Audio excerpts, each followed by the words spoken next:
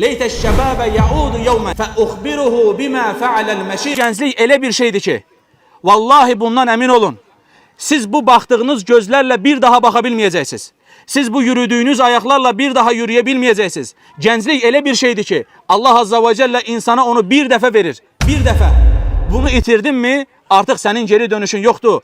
O gözlerle, o kulaklarla bir daha eyni olmayacaksan. Necə Ərəb şeirlərində olduğu kimi. Ərəb şairlərinin biri deyir ki, Leyteşşebabe yaudu yevmen. Kaş ki gəncliyin bu gün mənə geri gəlsəydi. Fəuxbiruhu bima fealel meşib. Mən yaşlılığın onun mənə nələr etdiyini ona xəbər etsəydim.